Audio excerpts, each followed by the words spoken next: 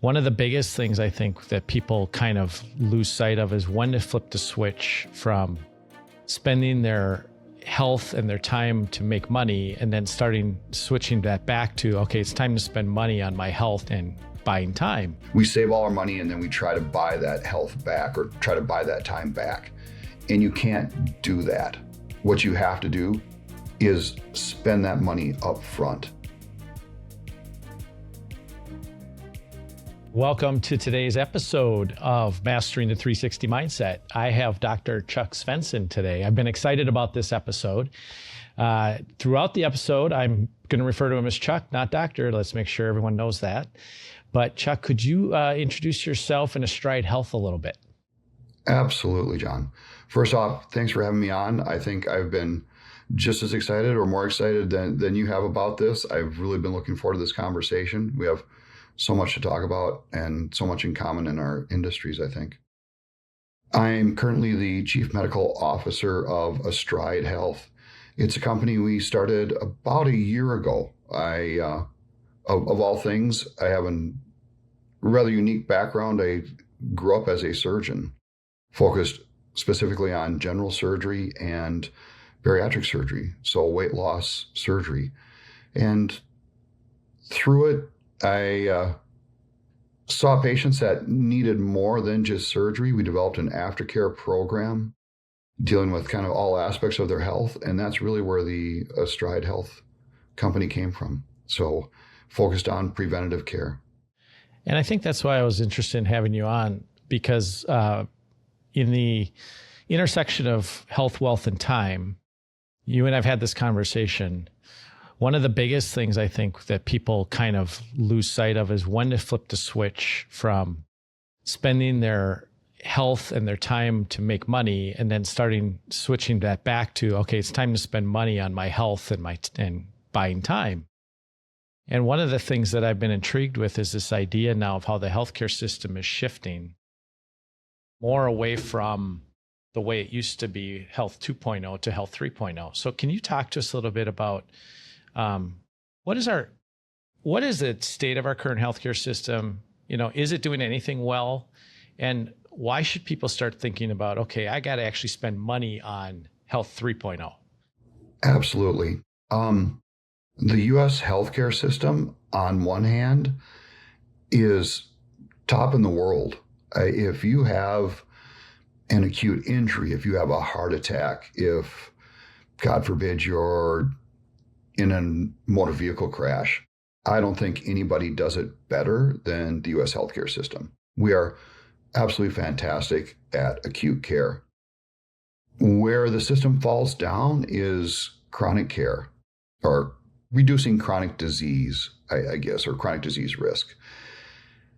If you look, the statistics in the market are that people change healthcare insurance about every 1.4 years, I think is the churn in the market currently. What that leads to for the health insurance companies is more of a short-term horizon thinking and not the long-term horizon thinking. And I think that's really, for Astride Health, where we're focused. We're looking out decades, not months, not years. We're really focused on decades. So to that extent, people talk about preventative medicine, but they don't really get it. They wait until they're sick because that's what insurance will pay for, as opposed to spending money proactively. So tell us a little bit about, what does preventative medicine actually look like in a practice like yours? It really is about focusing on the long-term chronic disease prevention. And one of my favorite health books is Die with Zero. Mine too. Yep. I think it's such a great book because Bill Perkins, right? And he talks about spending the money now and not hoarding it for later. And currently the healthcare system is very backloaded financially. So we save all our money and then we try to buy that health back or try to buy that time back. And you can't do that. What you have to do is spend that money up front. And it's really hard for people to get their head around, right? Like healthcare should be free, but healthcare isn't free. Healthcare costs a lot of money, not just from the employer. It's taken from your paycheck. You pay costs if you don't avoid those problems further down. You pay deductibles, you pay co-pays. So the costs are really hidden in the current system. We're a little bit more upfront about it. We're saying, yeah, this is a cash pay business. It's all fee-based. We don't make any money on selling you supplements or treatments. I guess I'd like to call ourselves a health fiduciary. What would be the best way to describe it? So you're spending money knowing that I have your best interest at heart, and I'm only making decisions based on what's best for the individual. I'm not beholden to an insurance company. There's no financial incentive to me to recommend a procedure or a test, and it gives me the power to say no. Like you don't need to have that, and you do need to have this other thing. So preventative care, from how I see it, is really having the long-term perspective and taking care of the problems way in advance. One of the measures we'll use is ApoB, or hemoglobin A1C. I don't want to watch your hemoglobin A1C go from 5.5 to prediabetes at 5.7 and have to wait for your A1C to get to 6.5 before I can make an intervention. And in the current healthcare model, that's exactly what we have to wait on. I want to check your fasting insulin. I want to know when you're showing any sign of insulin resistance. I want to get on top of that years or decades in advance. The same for your lipids. I don't want to control your lipids after you've had a heart attack. I want to control your lipids and prevent you from ever having that heart attack. So in a sense, you're spending that money up front when it's worth more. There's so many, I think, analogies between finance and health when you think about it from this perspective. Something you said on the front end of that I want to jump into, and then I am going to jump into the other question, which is about testing. But so many people don't know how to find someone like you who will help proactively fight stuff. And they see the word integrative medicine all over the place now. Yeah. But depending on your definition, a lot of those places are, to your point, just saying, take more vitamins. Right. So how should people look at the difference between the different providers? How do they find the right provider? What are they looking for? Because it seems to me like a bit of the holy grail is probably having an MD like yourself in the process, who will also talk about some of that more esoteric stuff. Absolutely. So up front, I want to make sure that everyone I work with has a good primary care physician. So we are sort of a stack on top of your general physician. What I want to do with all of it is really look at the preventative aspect. So I think what you're asking, John, is what's the difference between preventive medicine, integrative medicine, functional medicine, and all of the buzzwords that you hear out there these days. Yeah, because we'll get to the podcast on functional medicine. Right. So the functional medicine is great in that they're looking at root cause, but you get into a little bit more of the esoteric when you're looking at their treatments, and it's not as data driven. What I want to do is make sure that anything that I do is driven by good data and that there's a measurable outcome when I do it. I don't want to make an intervention that I can't tell whether it's actually helping. I want more than, I feel better. I want to be able to measure a biomarker, and that could be laboratory, that could be strength, it could be VO2 max, but I want to make sure that there's some measure for what I'm looking at. So I like to use those principles of functional medicine of what's the root cause, but I want my interventions to be very data driven. I want to have more than a big supplement stack. So I'm not afraid of using pharmaceuticals, right? One of the hot topic ones obviously are the GLP-1s. They're an absolutely fantastic medication, but there's a middle ground between saying, no, we need to stay away from anything that big pharma does versus here's a telephone call, I'm going to put you on a GLP-1. You need to have some support with this. You need to make sure that you're getting your protein in, that you're doing strength training, that we're doing a DEXA scan and a VO2 max and making sure that you're not losing muscle mass with it. So I think of what we're doing as sort of the confluence between functional medicine and more of the medicine 2.0. So it's very data driven and looking at root cause and being preventative and proactive. So when you say it that way, how long should people realistically expect it to take to feel that proactive change? When do they see results? Yeah, I think the very earliest you're going to see results is probably the 3-month range, right around there. And I think it's more realistic, probably 6 months in, before you're really going to say, wow, I feel better. So let me talk about some of my other favorite medical books. One would be Atomic Habits by James Clear. Doesn't sound like a medical book on the from the description, right? It's not what you think of as a medical book. I think of it as a medical book because I'm in the business of behavioral change. It's not uncommon for people to do an executive physical and get handed a nice stack of papers. But where's the program? What do you do with that over the next year before you go back and you have that next executive physical? And I think that's where Astride Health shines. We're the accountability portion. We're giving you the guidance. We're giving you the accountability. We're helping you make those interventions.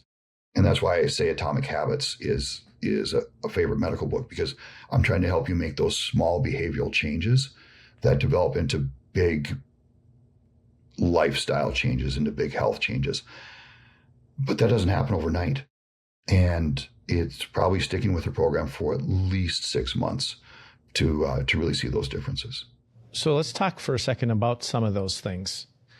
From your perspective, what are the, I don't know if you'd call them treatments or preventive measures that you think have the strongest evidence behind them versus the ones that you think right now are just kind of fluff or, someone trying to sell something?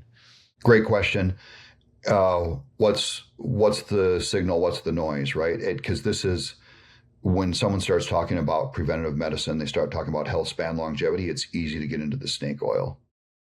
And that's what we're really trying to help people avoid. So really, Chuck, the question is, do you do hot tubs and cold plunges, right?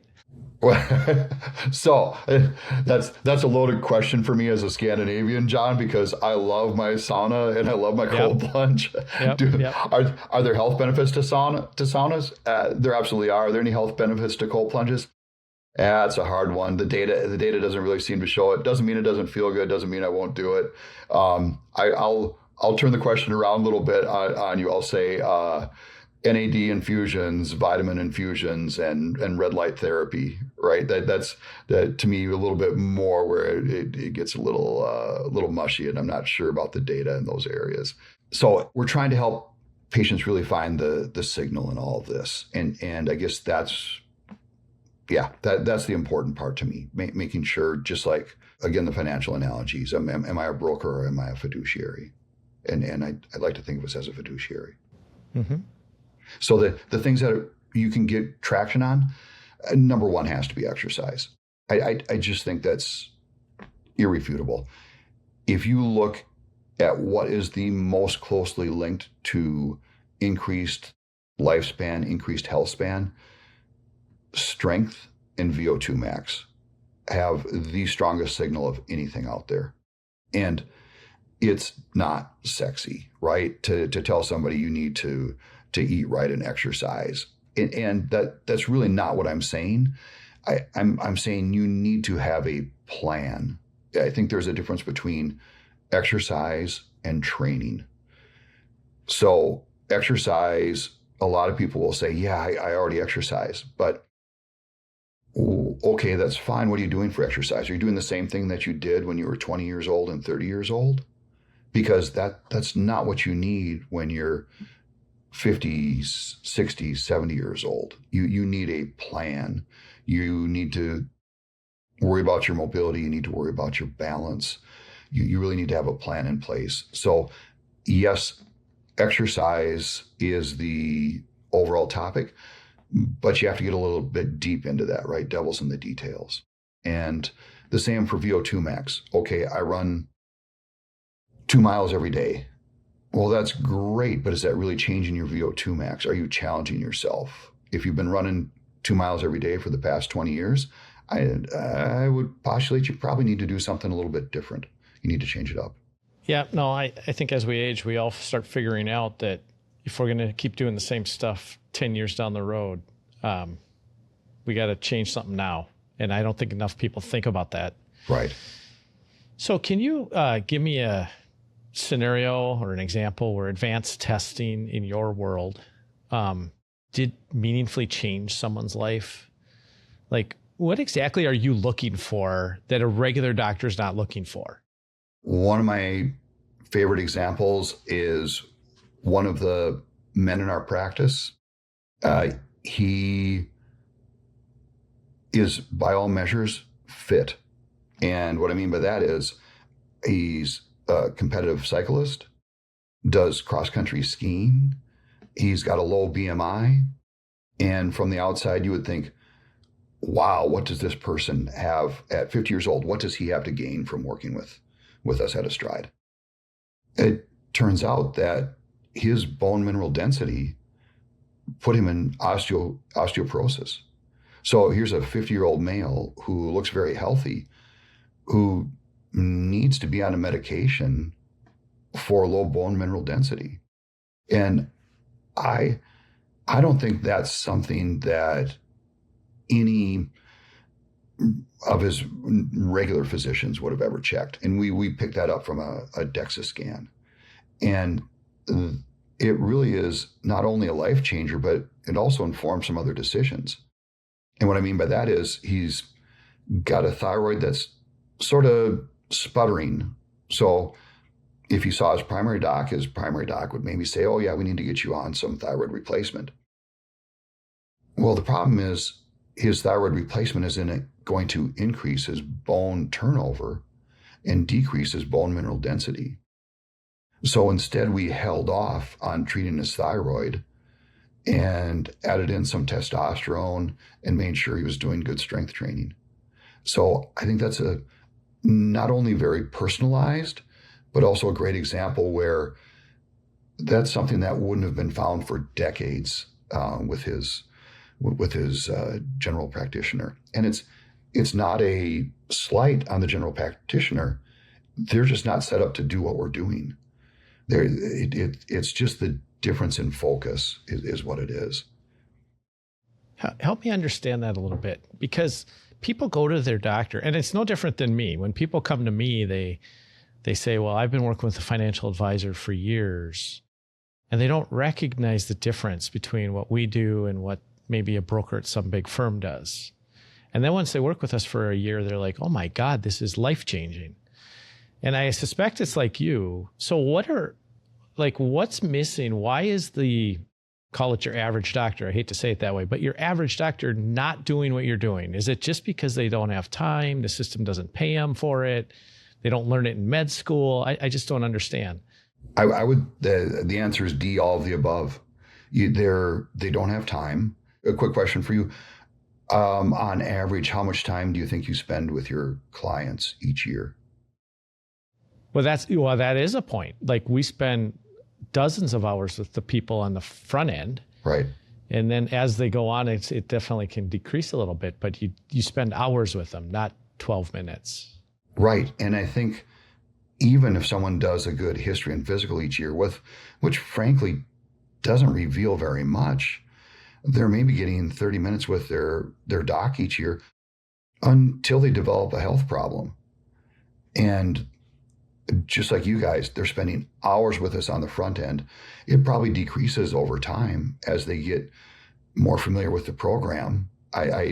I'm sure our chief growth officer will hate me for this statement, but I hope that patients work with us for a few years, learn what we have, and go out on their own. I don't really want to see somebody for decades. I want to educate them, get them into good habits, and it's a little bit of a catch and release program, right? I want them to go out and do a lot of this stuff on their own. So number one, their regular doctor doesn't have time. Number two, it's the system constraints. Insurance is not going to pay for a DEXA scan on someone they consider quote unquote healthy. Insurance is really reactive, not proactive. Because again, that churn rate in the market is 1.4 years. Why should I care about what's going to happen to you decades down the road when you're no longer one of my insured members? And your last point of, we didn't learn it in medical school. I can say the sum total of hours that I got on nutrition, exercise, and sleep in medical school was 0. And so unless the physician has a specific interest in this and wants to learn it on their own, they're not going to pick this up. You said something let's set off the time bomb, because I know you're chief growth officer. So if you're going to play catch and release, is it that simple that people, once they learn the basics of their body, that it just stays that way for life, and you can release them to the wild and they can take care of themselves? I think it's more back to the atomic habits, right? When you make exercise a habit, you feel miserable when you miss it. So it really is about learning what's important. And like I said, I think so much of my job is education, because if everybody has to be their own advocate with their physician. So if the person can learn that, well, I'm at risk for cardiovascular disease, so I need my ApoB, not just the regular lipid panel. I need to know what my Lp(a) is to make sure that I'm not at increased risk. I need to make sure that I know what my fasting insulin is. I need to make sure I know what my A1C is. They can ask for those tests when they go see their general physician. And if they have their exercise habits in place, if they have the other habits in place, I hopefully they eventually don't need us. That would be that would be great. Now, if they want to stay with us for a decade, that's fantastic too. I like long-term relationships, but I don't think people have to think of this like luggage. You purchase it and it's with you for life. I think you can rotate it out eventually. I don't know what luggage you have. Mine breaks constantly. So you're bringing up a point. And this is where my world and your world come together a little bit, because it is that intersection of health and money. If you have money, you can pay cash for some of this stuff. So talk a little bit about the money side. When someone works with someone like you, typically what does it cost? What are they paying for? What should they expect when it comes to added testing costs, whatever? Great question. It's not inexpensive. And, is this for everybody? It's not. If you're 20 and 30 years old, you probably don't need what I'm doing. One of the things is, I guess what I've often said is, this is for people who have one life. Your wealth is in place, your family's in place, your career's in place. But what you've often done is made trade-offs to get to that position in life. And so we're kind of helping you buy back that time a little bit. And unfortunately, it's going to cost money. That you can't do this in the traditional medical system. So we charge on a yearly basis. Like we talked about earlier, it's probably going to take 6 months to see the difference. I want you for at least a year. And we have remarkably low turnover. It's patients tend to love us. All of our growth is by word of mouth. It is something that you're investing in yourself. And again, those health costs tend to be backloaded. I would much rather that you get in that exercise routine now, and you don't have to do cardiac rehab later on, right? Who no one wants a $100,000 bill from cardiac stenting. Heart disease is theoretically completely preventable. Controlling your lipids, not smoking, controlling your blood pressure. So we're helping you make that investment up front. But the current system isn't set up for that. And yeah, you have to go outside the system and pay for it. But like I say, there's a lot of hidden costs in the current system. I can't tell you, just about everybody I see is on a number of supplements they don't need. I would rather get you on supplements that make a difference and spend that money a little bit more wisely. I want to help prevent people from paying for that snake oil. I want to help them pay for the things that are really going to move the needle. That's the whole goal for us. Well, the reason I asked the money question is because my take on it is that people rely on insurance, and particularly in the Midwest, we're a little more, I don't know what word I want to use. Sometimes we probably should just use the word cheap. And we don't want to spend cash on anything if it's not covered by insurance. And I've run into this in a different spot. The different spot is when you run into someone older who bought long-term care insurance and they're like, should I drop it? My first answer is never drop it, because it actually gives you permission to get treatment, which will probably keep you alive longer. Right. Because with people that don't have long-term care insurance, they oftentimes will say, well, I can't afford to do X, Y, or Z, and they die faster. Exactly. Even though they have millions of dollars, it makes no sense to me. Right. But that's why I asked the money question, because I really think people should be spending money on this stuff. I agree. Obviously, I have an incentive in that we have a company focused on this. Our yearly fee is around $10,000. So what are you getting for your $10,000? You're getting access to me. You're getting access to our PhD exercise physiologist.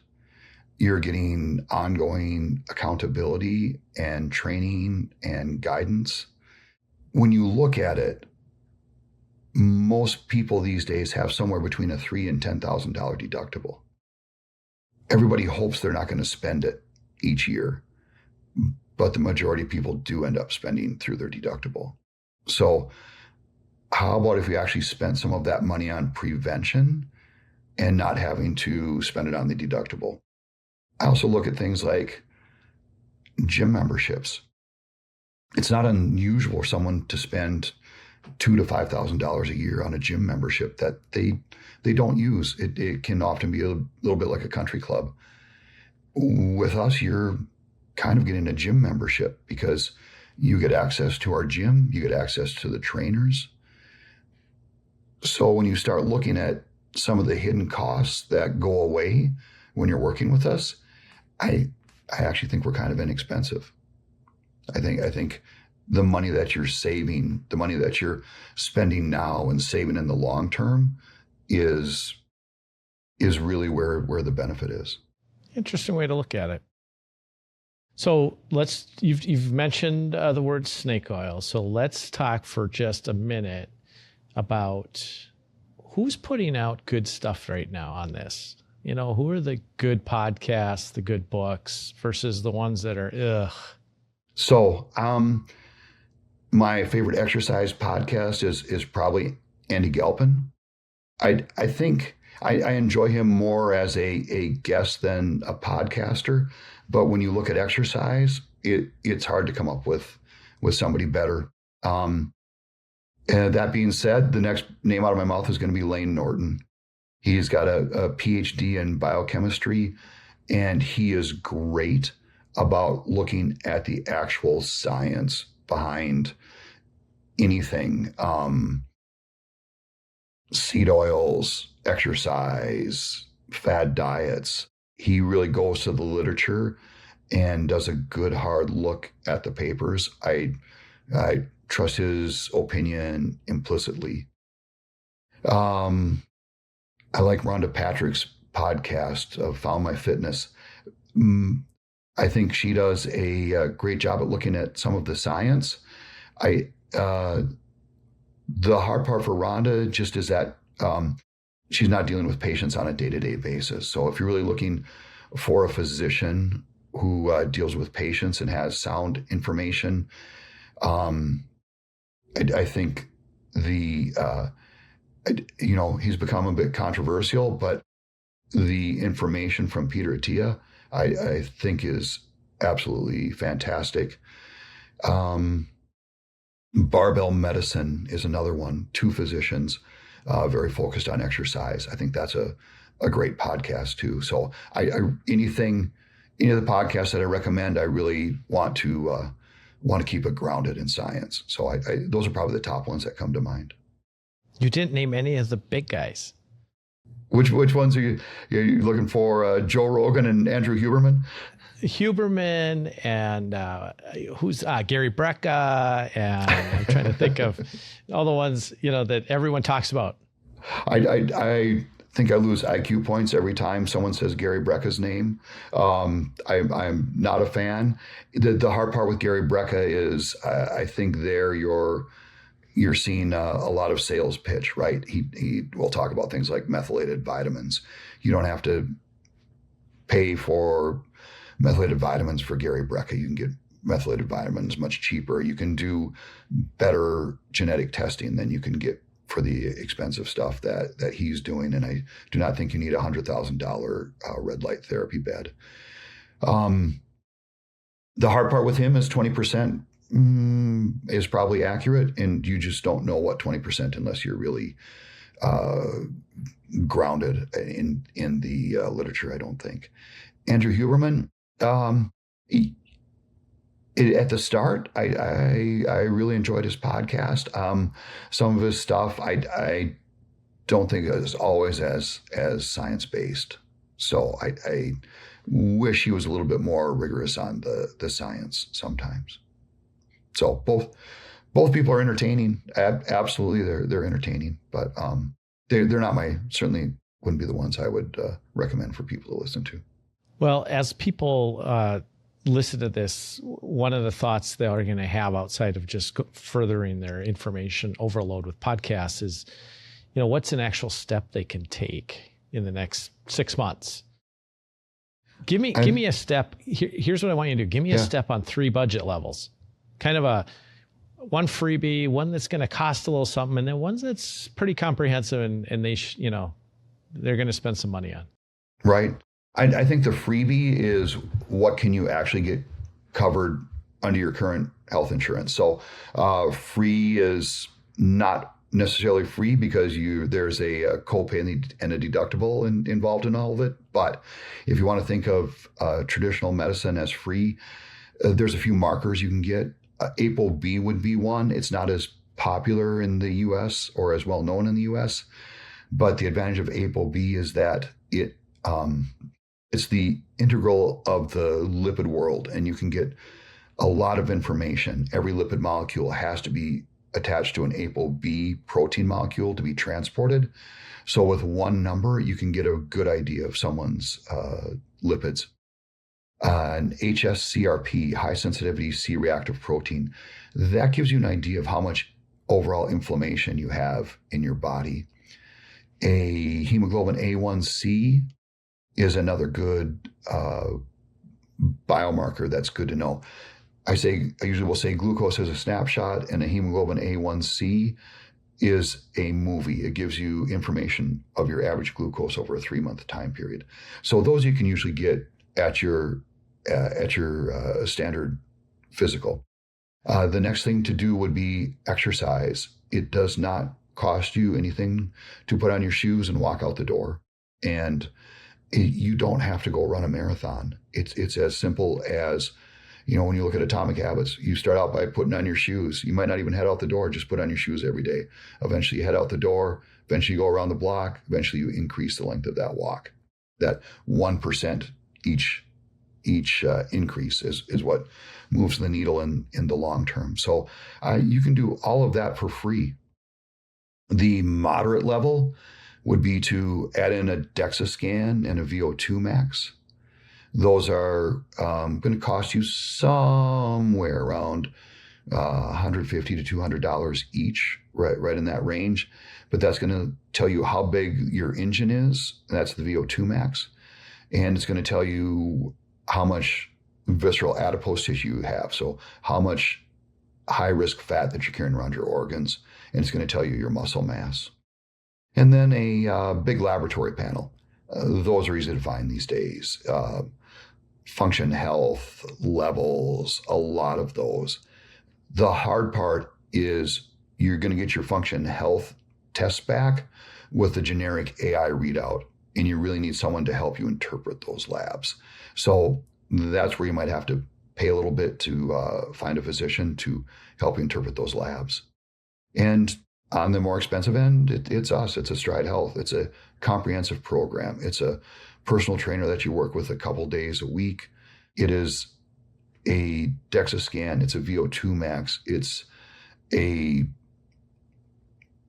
look at your social connectivity. It's looking at all of your preventative health measures, looking at your stress reduction, looking at your sleep, getting a wearable such as a Whoop to help you look at some of your biometrics. So it's a very comprehensive program, would be something more like Astride Health. Interesting. Well, as we come to an end here, what am I not asking you? Like what have I missed here in our conversation? Oh man, they've been great questions. I could go on for hours on most of them. I think the main thing to think about is that concept of a health fiduciary.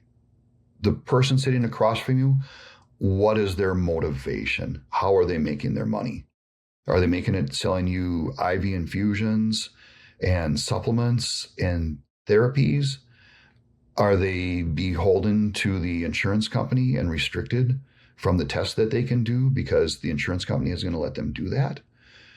Or are they really looking at what is the absolute best thing for that person? Because even traditional medicine, we make decisions based on studies of large groups of people, hopefully in the 10 to 100,000 range. But that has to be applied to the individual that's across from you. And I think that's really where the art of all of this comes into play. There are great studies out there, and that helps inform my decision. But how does that affect the person that's sitting across from me? So I'll plug my last favorite medical book, which is Thinking in Bets by Annie Duke. I love that book. So again, I think we got a little too much in common, John. Yeah, but you're not reading any medical books. That's what everyone doesn't understand. These are not all medical books, but I love that book. But they are medical books because you have to make decisions with limited information. That's all of medicine, is making decisions based on limited information. My daughter oldest daughter is a third-year surgical resident. I had her read Thinking in Bets by Annie Duke. I said, this is one of the best medical books you can read because you're going to have to make decisions with limited information. And she also talks about backcasting. And that's the other thing that we do, right? It's like, okay, if you want to be, the average age people are done traveling is about 75. Well, if you're working till you're 70, you only have about 5 years of travel. The average life expectancy in the US if you average men and women right now, it's 79. That's a pretty short runway for that travel. If you want to extend that out, if you want to be traveling when you're 80 and lifting luggage into an overhead bin in the airline, what do you have to be able to lift now when you're 50? What do you have to be able to lift when you're 60? Can you run across the airport to catch that flight? If you're going to do that when you're 80, what do you have to be doing now when you're 50, 60, 70? And that's the other thing that Annie Duke talks about is backcasting. And I just think that's so important. Looking, and I'm sure it's the same thing you're doing, right? It's like, okay, here's the financial goals that we have at the end of life for you. What maneuvers do we need to be making today to make that happen 10, 20, 30, 40 years down the road? So there's so many analogies between our two industries. Yeah. Well, something you said in there, by the way, struck a chord in me because you said, it's got to be personalized. You take Yes. these big studies of hundreds of thousands of people, and then it's got to be personalized. And what struck me in that is the conversation you and I had once about hormone replacement therapy, because forever everyone said it was wrong for women to have hormone replacement. Yep. And it's become probably in the past few years more acceptable. But for a long time, the study said not to do it. Correct. Yeah. And that's probably put a lot of women in not such a good spot for the last few decades. Probably the biggest travesty in medicine in the past 20 years is what we've done to women in hormone replacement therapy. And that all came from the Women's Health Initiative, the WHI. Came out in 2002, I think, is when they made the announcement on the WHI. That year, there were approximately 30% of women were on hormone replacement therapy. The lowest recorded year for hormone replacement therapy for women was last year at 3.4%. So it has continually gone down, and hormone replacement therapy does not increase your risk of breast cancer. That is 100% incorrect. It does decrease your risk of heart attack. It does decrease your risk of stroke, your risk of dementia, and your risk of hip fracture.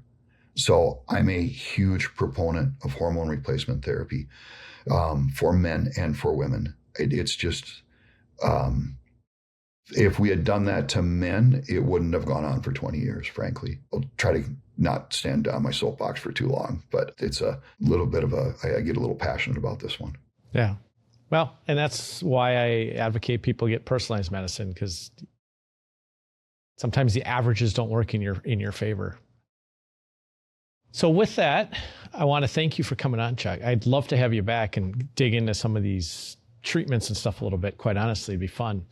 But as we go, could you leave us with your contact information or however you want people to get a hold of you? Because I'm sure someone will want to get a hold of you. Absolutely. Our website is Astride Health, ASTRIDEHEALTH.US. So that's the one that you have to remember. Or you can just do a web search under Astride Health. You can send us a note through the website. I think you can even sign up to have a chat with me through the website. My calendar is out there. Feel free to put your name out, sign up for a time. We'll have a chat. I'm not looking for any money from you. I would just love to talk about your health, and I'm happy to do that with whoever's interested, because again, this is individualized, and what your issues are different from what everybody else's issues are. That's great. Well, thank you for your time today, Chuck. It's always fun talking to you. And for those of you that want to watch more of these podcasts or see anything else here at BGM going on, please visit us at bgm360.com. Thanks a lot and have a great day.